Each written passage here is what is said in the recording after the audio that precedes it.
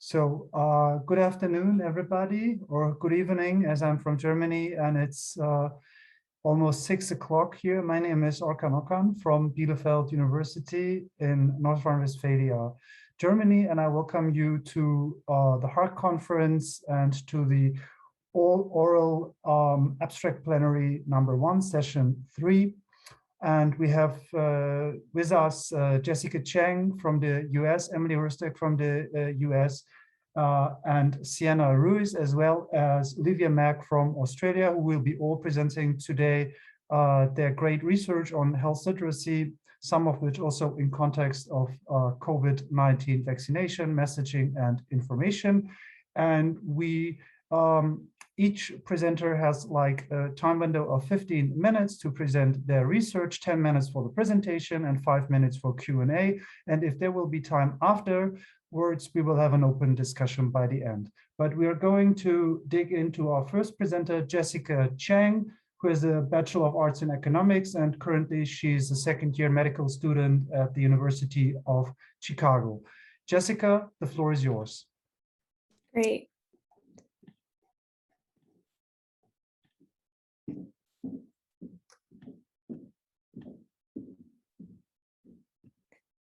Hi, everyone. My name is Jessica. I am a medical student at the University of Chicago, and I will be exploring the topic of health literacy and e-health literacy by investigating the telehealth adoption gap. Our research will attempt to answer some of the following questions. What factors are associated with lower telehealth usage? Is there a difference between phone versus video telehealth adoption? And finally, what can we learn about virtual healthcare delivery and equity from assessing patients' e-health literacy? I want to start off by giving some background on our research first. As we know, the pandemic led to a rapid transformation in how we provide healthcare. Telehealth utilization is now 20 times higher compared to pre-pandemic levels. However, the increases in telemedicine use are mostly among the more affluent and more urban counties. This telehealth adoption gap raises concerns that the pandemic is worsening already existing healthcare disparities. Within this context, it is important to consider what factors mediate telemedicine access and capability. While many digital health interventions, such as telemedicine programs, have assessed either health literacy or digital literacy, very few have assessed the e-health literacy model for telemedicine. So this is where our research comes in. The e-health literacy model, or EHL for short, extends the traditional concept of health literacy into the digital realm. It evaluates a patient's ability to locate and understand electronic sources of health information and evaluate the quality of that information. We aim to evaluate the association of e-health literacy on telehealth adoption, internet access, and receptiveness to telehealth. We hypothesize that compared to hospitalized adults with adequate e-health literacy, hospitalized adults with low e-health literacy would report lower levels of telehealth utilization, as well as willingness to use video technology for telehealth. Our study is a cross-sectional observational study among adult inpatients as part of the broader hospitalist project at the University of Chicago Medicine. We collected survey data in the last year on technology use, internet use, and telemedicine use. To assess e-health literacy, we used a validated e-health literacy scale called eHeals. We used bivariate analyses to examine the relationship between telehealth use and e-health literacy, as well as a multivariable logistic regression. Moving on to our first results, we found that subpopulations stratified by e-health literacy were significantly different from each other. Patients with inadequate e-health literacy tended to be older, with less education and lower health literacy. The next question we wanted to answer was how telehealth use differed before and during the pandemic, and if telehealth adoption gaps existed between patient subgroups. This chart looks at the percentage of patients reporting telehealth use during the pandemic. The first thing to notice about this chart is that, unsurprisingly, both phone and video telehealth utilization increased during the pandemic. What was surprising to us is that during the pandemic, there was no statistically significant difference in phone telehealth usage by any patient subgroup we tested, including e-health literacy. However, we did find that the rates of telehealth utilization differed significantly for video technology use. Lower e-health literacy, lower health literacy, lack of a college education, and being Black or older was significantly associated with lower video telehealth use. We can see here in the figure that the rate of video telehealth use for patients with adequate EHL is almost double that of patients with inadequate e-health literacy. Compare this to the rates of phone telehealth adoption, which are very similar to each other. One explanation for this is that phone telehealth use does not require digital literacy on the part of the patient. Usually the provider will call the patient on their cell phone with no effort needed from the patient. Video technology has the added challenge of digital literacy, which is what the EHL stratification captures. We also investigated whether patients had access to the devices and internet needed for telehealth. We found that inadequate e-health literacy was associated with lower rates of home internet access and lower rates of smartphone, computer, and tablet ownership. Surprisingly, age was not associated with internet access, and it was only associated with lower rates of tablet ownership. In addition to patients' telehealth utilization rates, we also wanted to assess their attitudes towards telehealth. This chart looks at the percentage of patients who reported that they were either willing or interested in using telehealth, separated by phone and video technology, and stratified by e-health literacy level. We found that e-health literacy was significantly associated with patients' general receptiveness to using video technology for their healthcare visits. In other words, inadequate EHL is associated with being less willing to use either phone or video telehealth. Using a multivariable logistic regression model, we found that e-health literacy was a significant predictor for willingness to use video telehealth. In contrast, health literacy was not a significant predictor.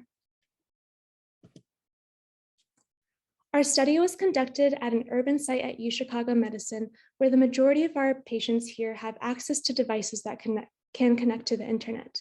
The results might look different if the study included rural sites with less broadband access, in which case the need for digital access may be greater than the need for literacy.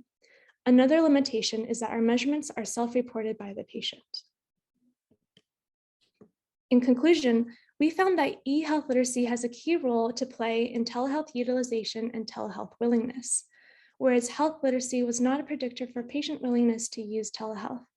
This suggests that the e-health literacy measurement captures the added challenges of digital literacy when patients seek health information and healthcare visits online. The results of the study indicate that evaluating patients' e-health literacy can be a baseline assessment for telehealth programs and can offer opportunities for health teams to enhance their digital health services. Thank you so much for listening to my presentation. I would like to thank the Pritzker School of Medicine and the NIH National Institute on Aging for their funding. I also like to acknowledge my research mentor, Dr. Press, and the entire Press Lab, as well as the Hospice Project team. Thank you. Thank you so much, Jessica. This was an amazing presentation on e-health and video and phone use and context of telehealth. Thank you so much. So I'm just looking into the chat box. If there are any questions, please direct your question and comment directly to Jessica.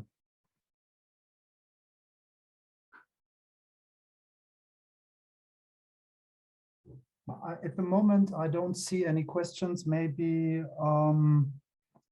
then I have a question. You said that lower e-health literacy in patients was also associated with lower access to home internet and also mobile devices. And how do you explain that? Or what does this tell us? What's the takeaway message of this? I think the takeaway message for this, for me, is I think it's maybe somewhat unsurprising that patients with inadequate e-health literacy have lower rates of home internet access. You can see here, 59% of people with inadequate e-health literacy had home internet access. The takeaway point for me was I found it surprising that home internet access did not differ by age. So in terms of a really simple stratification, assessing who has home internet access, who has access to these devices, people, age was not a significant predictor of that. So we really have to look at people's capability and their literacy. And so that would be, for me, the takeaway point for this.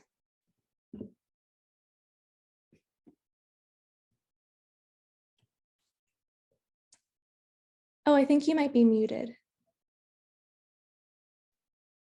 Okay. Thank you. Yes, indeed. I'm just checking. Oh, there is a question by Kelly Kidd, and she's asking, was income taken into account for e-health literacy? Yeah, that's a great question. I really, that was the goal, to take into account income, but people are hesitant to put their income into the surveys that we provide for a good reason. I think they're not sure how we're going to use it. So instead, as a proxy, when we did our multivariable logistic regression, let me see, it's right here. We controlled for education and we controlled for race, but we were not able to control for income. Thank you, Jessica. We did find that education was not a predictor on whether or not people are willing to use telehealth. Great, thanks, Jessica. And there's another question by Diane Devin Samir from Israel. She's asking, was language translation have anything to do with challenges for telehealth? Yeah, definitely. I think that is the major limitation of this study. We surveyed patients that attended the University of Chicago hospital. So that is a very urban site. And as you can see, 80% of them had access to home internet. This would look very different at a rural site where patients might not have broadband access, in which case maybe e-health literacy would be less important and we would focus more on digital access to devices. Right, and I think this also partially answers the question of another attendee. I can't read the name, but it's F. Njororai. Maybe you just spell out your name in the user interface. Asking about, did you consider residence location rural versus urban? But I think this is what you just answered, right? Right. And then I see by the host saying that there are questions in the Q&A. Where do I find the Q&A? At the bottom, there's a different button called Q&A, separate from the chat button. Yeah, but, right. I can see it now. But actually, you've asked these questions, I believe. Right. But there is one by Michael Matthew McKee. Any thoughts regarding little difference between phone and video among those with illiteracy? Of high e-health literacy. Yeah. Michael, are you referring to this chart in particular?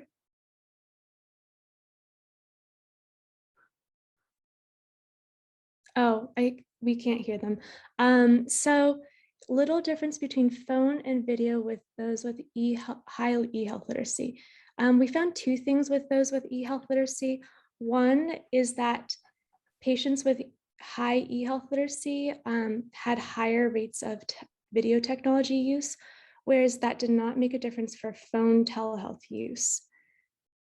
We did see that high e-health literacy did mean that it was associated with higher willingness to use both phone and video telehealth. Thank you so much, Jessica. I think we have reached the end of the time slots. And thank you so much for this great presentation. We learned a lot, and sure that people can send you questions directly via the chat box, or also include some of them to the Q&A. And if there's time afterwards, we will get back to it. Thank you so much, Jessica. Great, thank you. Thanks. Then we move on to our next presenter, Sienna Ruiz. Sienna is a public health research coordinator at Washington University in St. Louis School of Medicine. Sienna, are you with us? Oh, yes, yes. Yes, hi. Hi, welcome. So Hi. the floor is yours. You have a 15-minute time slot, 10 minutes for the presentation and 5 minutes for Q&A. That sounds great. Hi, my name is Sienna Ruiz. I'm a research coordinator at Washington University in St. Louis, and I'm here to present Using Health Literacy to Improve COVID-19 Health Messaging, Lessons from the COVID-19 Communications Project, which was undertaken by researchers at Washington University, as well as the nonprofit Health Literacy Media, also in St. Louis. And so to start, we know that relevant and effective health messaging has been really important throughout the COVID-19 pandemic, especially in regards to rapid developments in public health practices, scientific innovations, and epidemiological trends that all need to be communicated to the general public.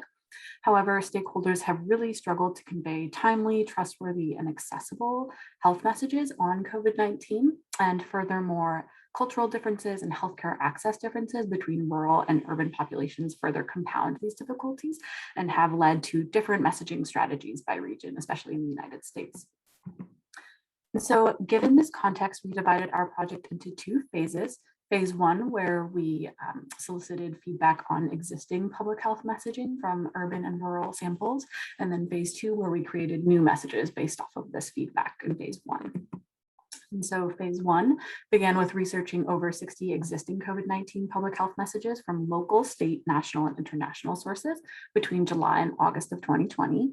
And then after we chose messages that included a risk presentation and an infographic in each set for 4 total messages, we then recruited participants between November 2020 and March 2021 by disseminating a virtual survey link on social media that people could fill out to see if they were eligible.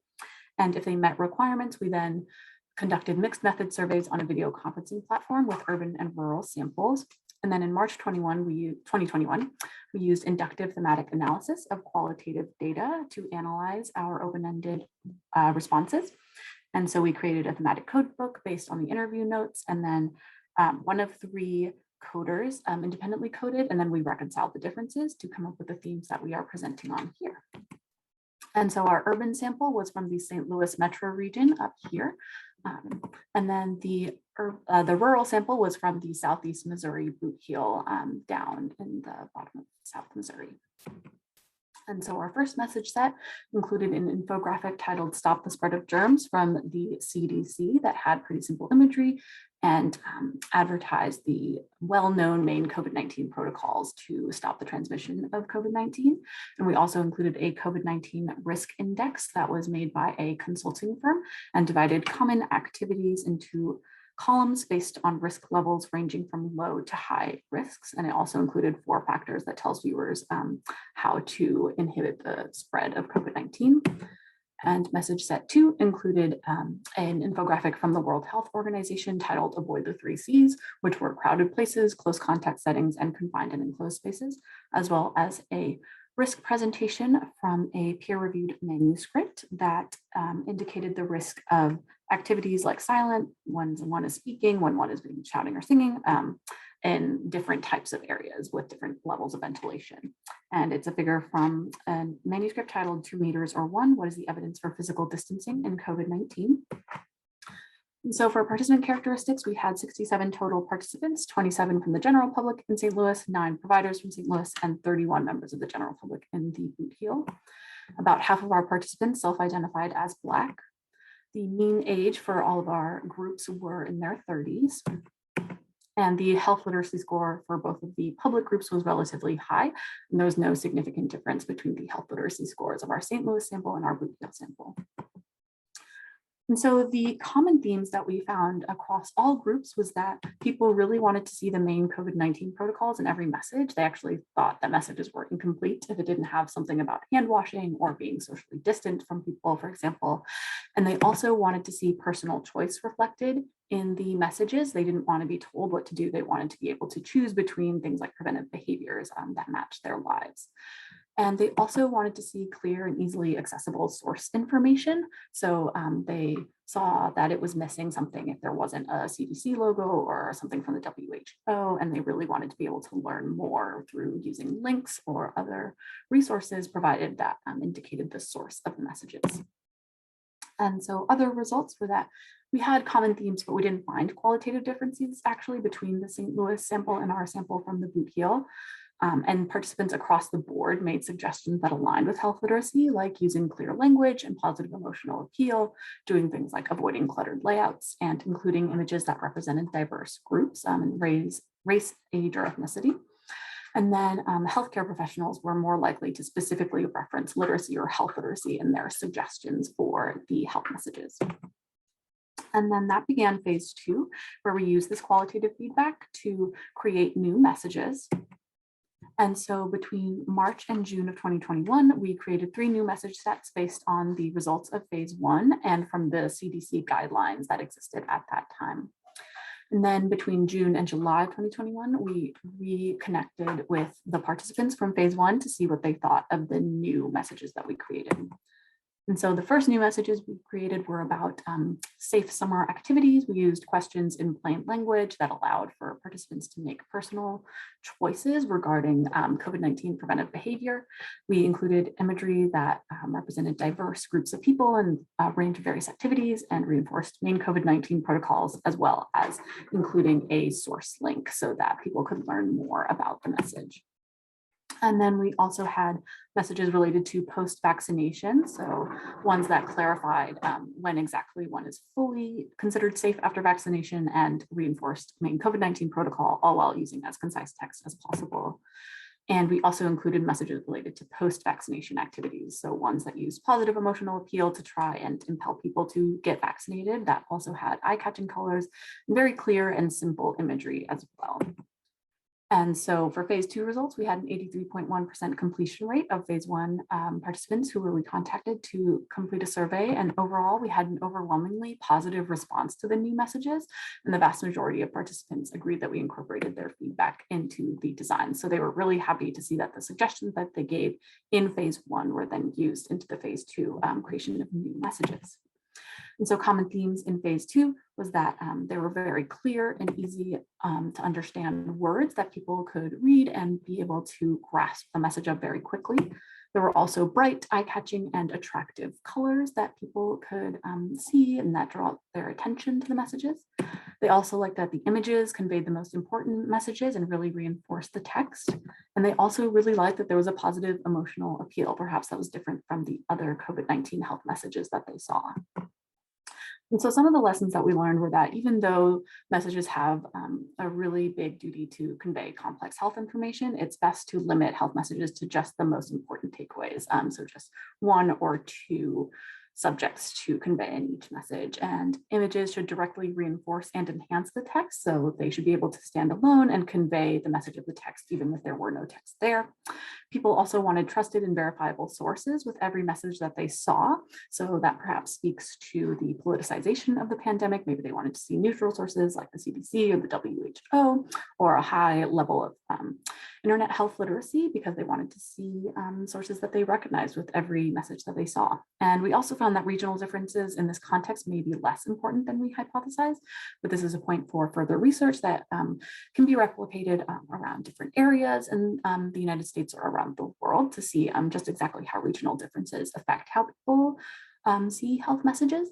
And we also found that our high response rate for phase 2 indicated a promise for community engagement throughout the message development process. So people seem really excited to be able to provide suggestions for health messaging, and then to see them in the messages. It seems like they were really connected to the research. And so if others are creating new messages, it's definitely worthwhile to solicit community feedback for these messages.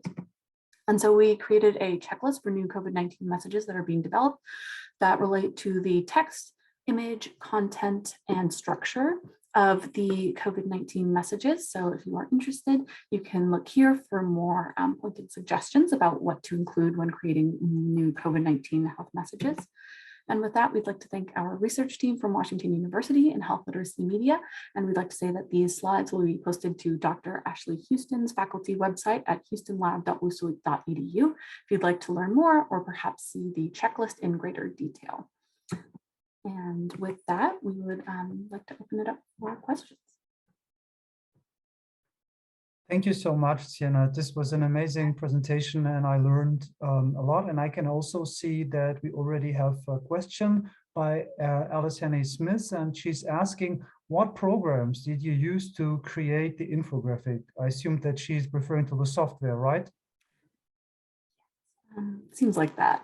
So our team at Health Literacy Media used Canva, which is a publicly available and free graphic design software online to create the new messages. And they also used Photoshop and had help from a professional graphic designer to make these messages. Right, thank you, Sienna. And there are two further questions by Diane Levin-Samir, and she's asking, can you say more about the issue of trusted sources? This is the first question. Upon answering, I will also read the second one. Mhm. Yeah, so it seemed like our participants really wanted to see sources that they recognize. So things like the CDC, the WHO, or perhaps their local health department. For our messages that didn't include a clear CDC logo or WHO logo, participants would say, you know, there's something incomplete here. I don't know where this came from. I'm less likely to trust it. So for particularly our messages that we showed, like the one from the consulting firm and the academic manuscript, participants were less likely to indicate higher levels of trust with these sources. So they really wanted to see something that they recognized and also have links to learn more or a number to call if they knew someone with COVID or knew something was not right that they wanted to learn more about in their own behaviors. So they definitely called for messages from larger organizations that they recognized. Oh, I think you're muted. Sorry, I'm always forgetting it. And the second question by Diane is also related to the trusted sources, and she's asking, who were these sources in your survey? Yes, so we also had closed-ended questions on what sources people like to see their messages from, and it included a range of options from the WHO to local health and national sources to just their friends and family. And so we are currently still analyzing those closed-ended questions, but it seems like across samples, people really wanted to see both local and national and international sources. So they really trusted their doctors, for example, as well as sources like the CDC. So we're still undergoing the quantitative analysis of those questions and are excited to report on those as well. Right, and a couple more questions just came in. M. Lynch is asking for you to provide the link to the checklist. If you have it, just post it in the chat box. And Michael Pasha-Olof is asking any pushback. A lot of people do not trust those sources. Yeah, so we were kind of anticipating more pushback than we actually got. That might have been because of how we recruited participants. So people would fill out the survey if they were interested in participating in a study on COVID. So it seemed like there may have been less contention there because they wanted to participate. So we weren't able to get people who perhaps had differing views about sources or maybe had different beliefs around the pandemic. So we didn't get as much pushback on those sources from our sample, but it's definitely something to look further into, perhaps using different recruitment strategies. Okay, and the last two questions. Did you test using photography as opposed to using vector graphics? This is a question by Erica Root. Yeah, so all of the ones we chose used infographics, so more animated designs, and people did talk about the realism of those images. And so while they wanted, they liked the fact that it was animated, but also wanted them to be more realistic, which is what we tried to capture in the ones that we made with the images. Sorry, I can show them right here. So the image with the mask here is perhaps a little bit more realistic than the other infographic that we designed. So that was also a point that people wanted to see, is more realism, but we didn't necessarily include photography. Yes, and Kelly Kid is asking, were messages related to when to seek care engage with your health professional created? Yes, so we had interviewed the healthcare providers on their opinions regarding the messages. We didn't include any healthcare providers when developing them with a graphic designer, but then we also solicited the healthcare providers from phase 1 and their opinions on the phase 2 examples as well. And they largely had similar things to say. They really liked the presentation, the simplicity of each message that was still medically correct, but that's definitely something to think of in the future to include perhaps doctors or local healthcare managers or providers in the development more closely with graphic designers would definitely be helpful. And maybe a very brief answer to the last question from Eman Williams. Were limited English proficient community members included in your participant group? Yeah, so part of our eligibility requirement was that the participants speak English. We didn't have many people who didn't speak English as a first language. That's definitely a point for further research. In Missouri, it's a bit difficult, a bit more difficult than in other areas of the United States to find maybe more immigrant populations or people who speak English as a second language. So that would be a very exciting point for further research, because this is definitely biased towards people who speak in English and understand English at a higher level. Thank you so much, Sienna, for both the presentation and also providing your answers in that much detail. This is amazing. Thank you so much. Then we move on to our next presenter, Emily Hrstek. She's an assistant professor in the section of General Internal Medicine at Boston University School of Medicine, and she will talk about the mediating effect of health literacy on COVID-19 vaccine confidence among a diverse sample of urban adults. Hi, Emily. We're happy to have you. The floor is yours. Thank you so much. All right. Can you all see my screen okay? Yeah, we can see it. Wonderful. Okay, I just start off with, I don't have any conflicts of interest to disclose, but the parent grant for the data that I'm going to be presenting was funded by NIMHD. I'd like to start off with some definitions. These are probably terms that you all have heard before that describe the spectrum of vaccine views a person may have. The Centers for Disease Control and Prevention define vaccine confidence as the degree of trust patients, providers, and their families have in recommended vaccines. And then another very commonly used term, vaccine hesitancy, is described by the WHO as a delay in the acceptance or refusal of a vaccine despite its availability. So vaccine views are clearly evolving in the United States and worldwide. In a similar graphic, looking at vaccination rates based on data from today would probably look different from this graphic that I'm showing you from the spring of 2021 from the Kaiser Family Foundation. But I show this graphic to capture the disparities that were observed at the time when we were collecting data on this issue related to race and ethnicity that still do persist to some degree, although less so, thankfully. The question here that we were looking at is health literacy a mediator of the relationship between race, ethnicity, and education and vaccine confidence?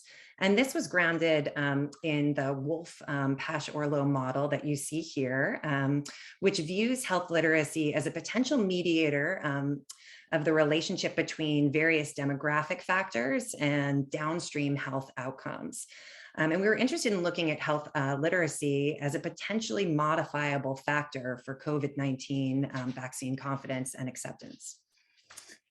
Our data and analysis is based on a sample of 273 adults that were sampled from a phone-based protocol conducted from November 2020 through March of 2021. This was from a parent study called Reducing the Assessment Barriers for Patients with Low Literacy, excuse me. And these participants were characterized on various factors, demographics, health literacy, and other variables at a baseline in-person visit. Now, the parent study was actually put on hold and converted to a phone-based protocol during the COVID-19 pandemic. And that is where our data is coming from our outcome. The eligibility criteria for enrollment are listed here, which were the same for the parent study and our phone-based protocol. The measures that we look at here for this analysis include demographic covariates that were collected at the baseline in-person visit. All of them are categorical except for age. And we did categorize race and ethnicity into three groups, white and other, Black and Hispanic. This was all based on self-report. The participants' primary language, English or Spanish, and we also categorized the self-reported education level, which you can see here. Our hypothesized mediator, health literacy, was also collected at baseline at an in-person visit using the health literacy assessment using talking screen technology, or Health Lit, which is a computerized assessment that does not require an interviewer that has been validated in English and Spanish, where larger numerical scores correlate with a greater degree of health literacy, and it is a continuous variable that's scored on a T-score scale. Our outcome is an adapted vaccine confidence index scale that was collected during a phone-based protocol. And the score is based on a ratio of scores on Likert style questions. Responses can range from I totally agree with this statement to I totally disagree with this statement. And a larger numerical score and ratio greater than 1 reflects a greater confidence in pursuing vaccination, with a range of scores from 0.25 to 4. Here are the questions of the adapted VCI scale. You can see that the first 4 questions here are more positively associated with COVID-19 vaccination, whereas questions 5 through 8 suggest more hesitancy or opposition.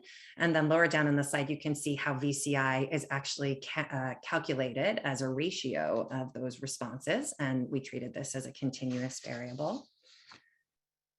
So this was our hypothesized model, looking at these demographic covariates and the outcome, vaccine confidence. So we used the Lavon package in R to do a path analysis in order to determine the direct effect of race and ethnicity and education on the outcome VCI, and the indirect or mediated effect of these same predictors on the outcome through the hypothesized mediator health literacy. And I should mention that we registered our primary hypothesis and analysis plan at clinicaltrials.gov prior to any manipulation of the data. So here are some results. I apologize, this is a busy slide, but the takeaways here are among our sample of 273 adults. They were on average 49 years old, 63% female, 40% non-Hispanic Black, and 24% Hispanic. 20%, over 20% of participants spoke Spanish, and no individuals self-identified as transgender or genderqueer in this sample. You can see on the right side of this table that we had 2 smaller categories of Asian and other, or mixed race, that only totaled to 17 participants. And for the purposes of this analysis, those individuals have been included with the referent category of white or Caucasian. Here's the distribution of health literacy in our sample. The solid line that you see is the mean. The dashed line is what is thought to be the cutoff for adequate health literacy. You can see there's a ceiling effect at the right where many participants actually did achieve the highest possible score on health literacy. This is the distribution of the adapted VCI scores, where again, the solid line is the mean of the sample, and the dashed line might be thought of as the point of equanimity between hesitancy and confidence. I would like to point out that there may be a social desirability bias in self-reporting views on vaccination, and so we really don't know, what the actual cutoff for hesitancy or vaccine acceptance would be based on this scale. Showing you health literacy distributions by race and ethnicity here for the 3 largest groups. And so with the box plots, the dark line is the median, the box is the 25th through 75th percentiles, and the whiskers cover the range of possible scores. And you can see that there's a wide variability in health literacy for all groups, but there's much more of a ceiling effect for white participants. Similar graphic for the VCI scores here, and compared to white participants, Black and Hispanic participants had lower vaccine confidence index scores. So now I'm going to get to talk about our path analysis. So in the path analysis, first we tested each covariate one by one for its effect on health literacy and then vaccine confidence. And we initially had separate models for race, ethnicity, gender, education, and age. Then as a next step, we retained the 2 variables that had significant total effects, i.e. race, ethnicity, and education. And so here I show you the various pathways that a coefficient is calculated for. C are the direct path, A and B, which are the indirect paths, and the product AB, which would be the mediated effect. So we did this for each of the race and ethnicity categories. And then we also did this for our education categories as well. So I'll show you what our mediated effects or estimated products of A times B here, which are in the units of the VCI.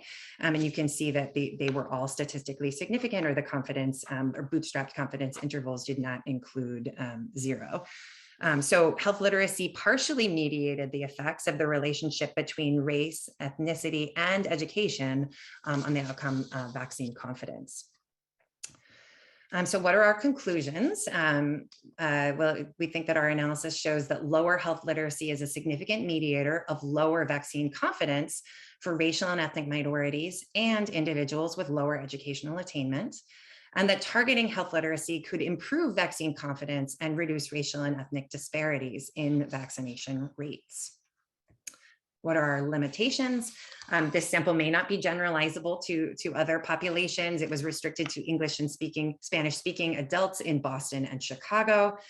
And importantly, our analysis does not account for changing views on vaccination over time. We know that vaccine views and acceptance is an evolving behavior. And so we plan on future analysis looking at the evolution of VCI and its relationship with self-reported vaccine acceptance. Finally, our analysis lacks other potentially important factors, socioeconomic status, health conditions, experiences of discrimination, and experiences or impacts of COVID-19 on the participants that may be relevant factors in the causal pathway. I'd like to acknowledge and thank our fabulous research teams at Boston University School of Medicine and Northwestern Feinberg School of Medicine. You can contact me or any member of the team with any additional questions. And I'd be happy to take more of your questions now. Thank you so much, Emily. This was a great presentation, and I again learned a lot. I'm just looking into the comment box and the Q&A. Just give the participants a couple of minutes. Sure, they will be asking. In the meanwhile, I have a comment. I find it amazing that you have put one of the conceptual models to the test. There are so many different health literacy conceptual frameworks, and they need much more testing in order to further develop the concept. So that was a great idea. And I can see that there is one question by Diane Levin-Samir, and she's asking, when you say target health literacy, what would you suggest is the question? I mean, I think that's actually a really good question. I really enjoyed the last presenter's presentation on designing public health messaging that's appropriate to the population, the population that is being targeted, and is written in clear and terms that are easily understood by people of multiple literacy and linguistic backgrounds. I think that you could make the same case for presenting information around COVID-19 vaccination, which is an inherently complex medical intervention. There are multiple vaccines. There are evolving guidelines around timing of doses and boosters. And I think it's obviously a complex medical intervention that really would benefit from appropriate public health messaging, a lot of which has happened, but there has been a lot of misinformation available that makes it more difficult for people to make informed decisions. Thank you, Emily. And I'm just checking again, any new question, please post your questions, and maybe there will be another comment by me. You mentioned that you had designed your study in one way, face-to-face interviews, and then COVID hit and you had to put it all on hold and change to phone interviews. So similarly, this happened to one of our studies. We wanted to do face-to-face interviews on COVID-related health literacy. We had prepared everything. The questionnaire was designed to be administered face-to-face, and then COVID came and we had to move to an online survey, which changed everything. And I'm curious how would the results would have been if you would have done it face-to-face. So I think this happened to many researchers and still is happening. Again, just checking the questions. No question yet. We have like 1 minute left. But at the moment, Emily, sorry, there are no further questions. But since the next presentation will be shown as a video presentation because Olivia Mack from Australia cannot join us in person due to the time difference to Australia. And this video is like 8 minutes. There will be 6, 7, 8 minutes left for any questions. So to all the participants, in case you have any questions, to Emily, to Sienna or Jessica, just post them. Unfortunately, we cannot answer any question regarding the next presentation, which was recorded by Olivia Mack, and she has a master in public health and currently is a Master of Philosophy student at University of Sydney School of Public Health and the Sydney Health Literacy Lab. And I will be sharing my screen now and play the video. And for that, I have to take off my headphones because otherwise you won't hear anything. So for any background noises, apologies, but this is necessary in order for us to listen to the audio. Give me a second, please. I'm going to share my screen now, and you should see it now, right? Can you give me a thumbs up? If Yes, yes. Okay, great, thanks. Hi, my name's Olivia. I'm from Sydney, Australia, and today I'm going to be talking about our study which analysed the readability, understandability, and actionability of official COVID-19 public health information. The full paper has been recently published in the MJA, and you can scan the QR code to see it. So firstly, a bit of background. So we know the complexity of written health information is an important component of health literacy, and it's generally recommended for health information to be written at a grade 8 reading level. And information written at an inaccessible reading level can have far-reaching negative implications. And in the context of the COVID-19 pandemic, this could include, not being able to understand guidance on when to quarantine or isolate. Despite this, most health information exceeds the recommended level, rendering it too complicated for most people to comprehend, let alone people with lower health literacy. So just here is a snapshot of a few of the many papers that demonstrate the gap between recommended grade reading level and the readability of health information. In April 2020, research showed that most official COVID-19 information exceeded the recommended grade reading level. And since then, the vaccination rollout has begun, bringing a whole lot of new information to communicate. And so for a bit of context, in Australia at the time we conducted the study, there was low community transmission of COVID. Priority populations of frontline workers eligible for vaccination. So our aim was to conduct updated assessments of the readability, understandability, and actionability of a pervasive sample of official COVID-19 information. We selected consumer-facing information about vaccination, physical distancing, and face masks from 3 public health agencies: Australia, Federal Department of Health, and 3 states, New Zealand, and the United Kingdom. We identified all relevant standard content pages, and that's just the sort of normal information you see on each of the websites. We also identified easy read resources, and these are fact sheets written in easy or plain English, and these are sometimes marketed as information for people with disability.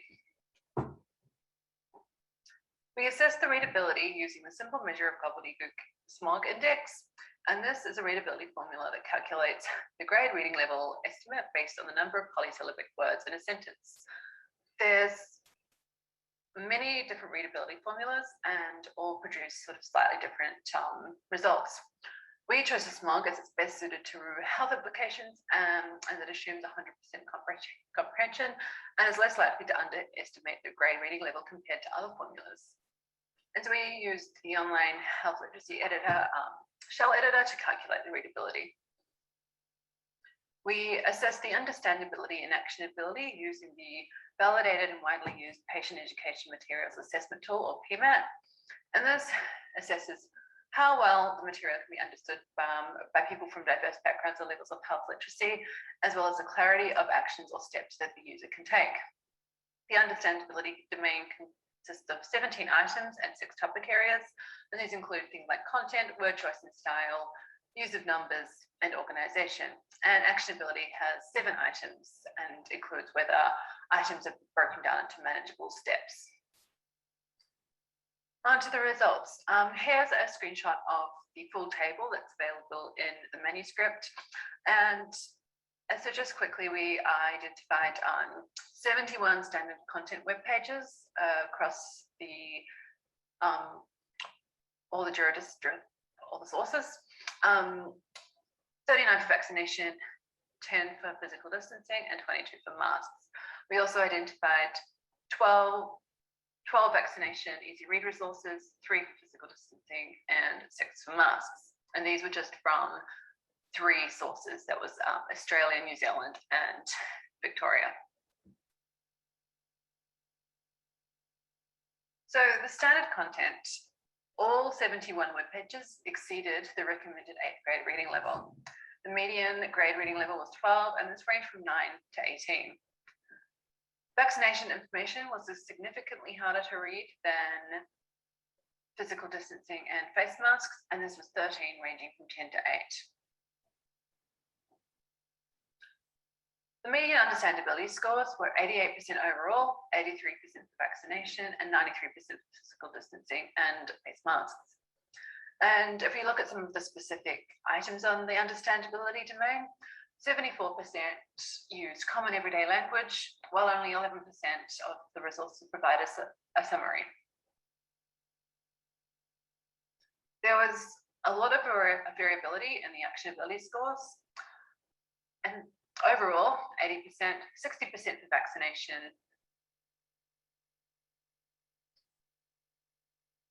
and physical distancing, and 100% for face masks.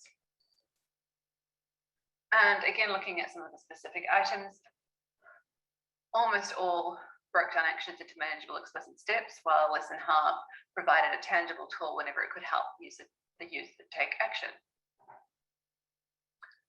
The easy read content scored better on the grade reading level, and the median grade reading level for all easy read content was 10, ranging from 7 to 10. Understandability was 88%, and the median actionability score was 80%. So some of the limitations of our study include the inherent limitations of readability formulas. They fail to consider other things important to comprehension, and they can also be easily misinterpreted. And as I mentioned before, different readability formulas and calculators can produce different scores. These results reflected to a certain time point, and information is likely to be updated continuously, and we also did not include multimedia formats. So in summary, at the time we analysed our results, it was 12 months since the start of the pandemic, most of the health information still exceeds the recommended level. Vaccination information is harder to read, understand, and act on compared to information about physical distancing and face masks. The presence of easy read resources shows that it's possible to explain these complex topics in plain language. However, we found that they were really poorly signposted and difficult to locate on the websites. There also seems to be a disconnect between guidelines and practice, with websites such as the CDC and the World Health Organization being strong advocates for universal precautions or having their own tools like the Clear Communications Index. However, these websites scored their information did not meet recommended grade reading levels. So the higher health literacy demands of vaccine information has important implications for vaccine uptake and communication. We need mechanisms and structures to meet health literacy standards across all levels of government rapidly and responsibly, even in times of global pandemics. We need policy and sustainable infrastructure to ensure the readiness of the system to develop accessible, understandable, and actionable content. Thank you.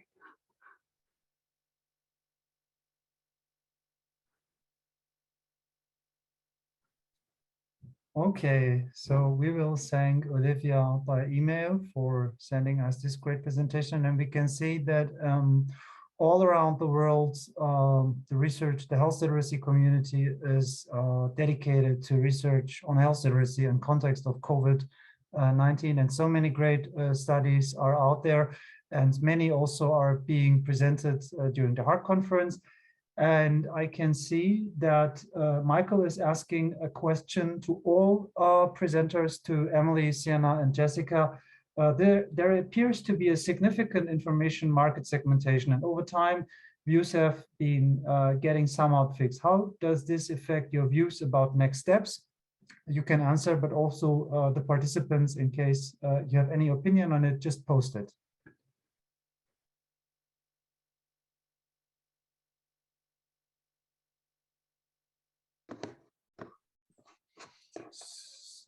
I think that's a real challenge. I don't know that I have a brilliant answer as people sort of become more fixed in their views, and unfortunately in the way that they may consume health related information.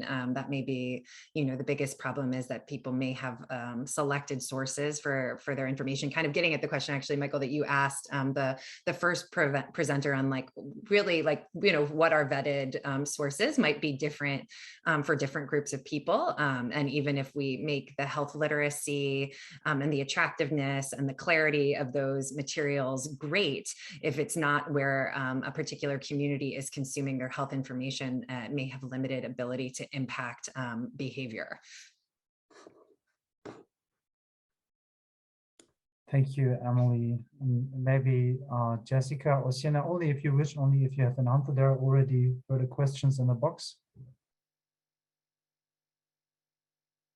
Yeah, I would also like to think about the mode or the medium of presenting the messages to the general public, maybe perhaps using a more rapidly changing medium like social media, which you can adjust or use the same message and then edit that. That's how we disseminated our messages. And that's why we created sort of sets of messages rather than just one, to sort of accommodate how the message might change or how views might be different in different places. And so you can definitely adapt that throughout as the recommendations change and for different audiences as well.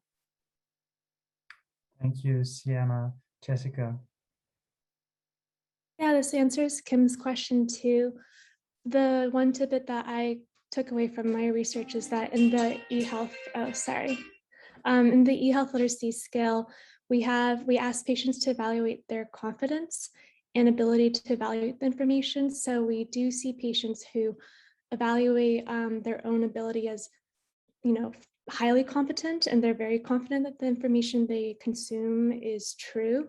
So I would say that it might be helpful for public health leaders to express the full message rather than trying to nudge behavior, because a lot of what we've seen in early on the pandemic is secondary messaging meant to nudge people's behaviors to conserve masks and conserve vaccines and other things. So giving patients full information that they can fully evaluate and assess the quality of that information, and expressing doubt and hesitation and the fact that we don't know, I feel like is actually helpful for patients. Thank you, Jessica. And there is another question by Kim Manning, and she's asking, I've heard people complain that the COVID goalpost keeps moving, so they stop believing the message. How do we help public understand the nature of a ever-changing COVID? How do we best keep the public up to the date without increasing frustration? I think Cindy had a really great comment in the chat, which I totally agree. And I actually use language around this in my discussions with patients on these topics. I also think it needs to come from up high. And actually, I think the head of the CDC in the United States actually seems to have taken more of this approach in the messaging that she's putting out there. And I think hopefully that will be well received, and just acknowledging that evidence changes all the time, and that this is not a perfect science, and that as the pandemic progresses, that we may learn many new and different things that will change recommendations moving forward, and that's actually expected. Thank you, Emily. Any further comment on that question? Oh yeah, I just want to say, sorry, that emotional validation might be a really important part. We found that people really resonated with the sort of emotional framing of different messages. So I'm even acknowledging, you know, like this has happened for a long time, or it makes sense that you're frustrated, or these things are changing, and that can be really hard. And acknowledging how hard it might be to adapt or to keep thinking this through might be really helpful as well. Yes, thank you so much. And people are okay, I think it was posted. People were asking about the eHeals questionnaire, and I couldn't find it on the toolshed. It is there. I know it is there because I checked it earlier, but probably I'm spelling it wrong. So maybe Jessica, if you could just post the link. The article was posted already. Yeah, right. This is something that we have to take into account, that people sometimes don't understand that evidence is changing on daily basis. We are experiencing the same in Germany. Many of the anti-vax people, they complain that politicians said in March this, and then in June they say that, and in December is that, and they can't be trusted. But the thing is, yeah, evidence changes, and we try to make use of the best evidence out there. And I believe that this is a very, very important component that we should consider in future health literacy research, to also make people aware about this issue. I'm not sure, but I think we have run out of time. We had 1 hour, and it's 18:30 here and 1:30 in your time zone. I would like to thank all the presenters and the audiences, the participants, for being here, showing these great presentations and having so great questions. Thank you so much, and I hope I will see you around at the conference. Thank you, Orkan and everyone. We actually have a 10-minute break now, and hopefully people will join us. We have 2 concurrent sessions coming up in 10 minutes. It would be fantastic to see folks in those rooms. Thank you again for the presentations just now. All the best.